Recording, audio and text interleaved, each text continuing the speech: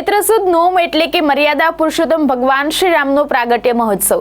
આ પાવન અવસરે સાવરકુંડલા નગરી સાક્ષાત અયોધ્યા ધામમાં પરિવર્તિત થાય હોય તેવા ભક્તિમય માહોલ જોવા મળ્યો હતો। 1972 થી અવિરત ચાલતી પરંપરા મુજબ આ વર્ષે પણ શ્રી રામ જન્મોત્સવ સમિતિ દ્વારા આયોજિત શોભાયાત્રાએ ભવ્યતાના તમામ સીમાચિહ્નો અંકિત કર્યા હતા। શોભાયાત્રાનું મુખ્ય આકર્ષણ પ્રભુ શ્રી રામનો રજવાડી રથ અને કલાત્મક રીતે શણગારેલા ટ્રેક્ટરોની ઝાંખીઓ રહી હતી।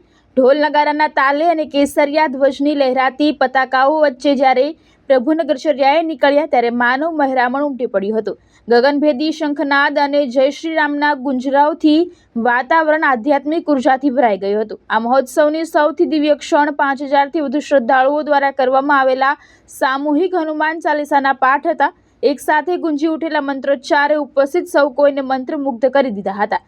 આ સમૂહ ગાન સાવરકુંડલાની એકતા અને અતૂટ શ્રદ્ધાનું પ્રતીક બન્યું હતું। આ શોભાયાત્રા ચુસ્ત પોલીસ બંદોબસ્ત અને સ્વયંસેવકોના શિસ્તબદ્ધ સંચાલન હેઠળ આ વિરાટ શોભાયાત્રા અત્યંત શાંતિપૂર્ણ અને ઉત્સાહજનક માહોલમાં સંપન્ન થઈ હતી। નગરના વિવિધ માર્ગો પર સ્થાનિક અગ્રણીઓ અને સામાજિક સંગઠનો દ્વારા શોભાયાત્રાનું પુષ્પવર્ષા સાથે ભવ્ય સ્વાગત કરવામાં આવ્યું હતું।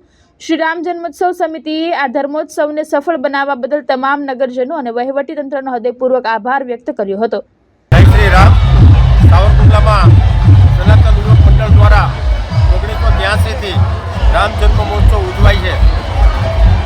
આખા સૌરાષ્ટ્રભરની અંદર સૌથી મોટી શોભાયાત્રા હોય તો ફક્ત ને ફક્ત સાવરકુંડલાની રામનવમીની શોભાયાત્રા છે। આ શોભાયાત્રામાં સાવરકુંડલાના તમામ લોકો વેપાર રોજગાર બંધ રાખી અને સવારમાંથી રામ ભગવાનના આગમનની તૈયારી કરતા હોય।